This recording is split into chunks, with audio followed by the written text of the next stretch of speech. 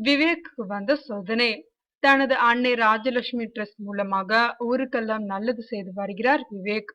தமிழகம் முழுக்க சுற்றி சுற்றி வந்த அவர் நட்ட மரக்கன்றுகள் இந்நேரம் ஆடு மாடுகளின் அகோர பசிக்கு தப்பி காற்று வீச ஆரம்பித்திருக்கும். ஆனால் இந்த நேரத்தில் அவரை நோக்கி சேறு வீச ஆரம்பித்திருக்கிறார்கள் சிலர். அவர்கள் வேறு யாருமில்ல, விவேக்கின் அலுவலகம் அமைந்திருக்கும் பகுதிவாசிகள்தான். புறம்போக்கு நிலத்தை ஆக்கிரமிக்க பார்க்கிறார் என்பதுதான் அவர் மீது அவர்கள் வீசும் குற்றச்சாட்டு.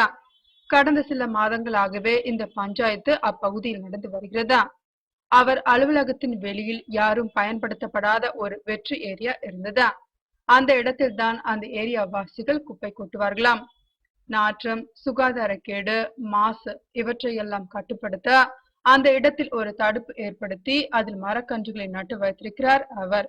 அது மட்டுமில்ல, அந்த பகுதி அழகாக இருக்க வேண்டும் என்பதற்காக சில ஏற்பாடுகளையும் செய்திருக்கிறார். அது பொறுக்காத சிலர் நள்ளிரவில் வந்து அவற்றையெல்லாம் பிடுங்கி எறிந்துவிட்டு போயிருக்கிறார்கள். தொடர்ந்து இப்படி நடந்து வருவதால் காவல்துறையிடம் புகார் அளித்தாராம். அதற்கு புறமும் இந்த செய்கை தொடர்வதால் வேதனையில் இருந்திருக்கிறார் விவேக். நாடு முழுக்க சுற்றி வந்து மரம் நட்டேன், ஆனால் என் ஆபீஸ் வாசல் நாரி போய் கிடக்க என்ன பண்றது என்று புலம்பியதுடன் உடனடியாக அந்த சமூக விரோதிகளே போலீஸ் கண்டுபிடிக்க வேண்டும் என்பதுதான் அவரது கோரிக்கை. ஆனால் அந்த ஏரியா வாசிகளின் குற்றச்சாட்டு என்ன என்று பார்த்தால், விவேக்கின் ஆபீஸ்க்கு வெளியே 40 அடி நீளத்தில் காலியிடம் இருக்கிறதா, அதை அவர் ஆக்கிரமிக்க பார்க்கிறார்.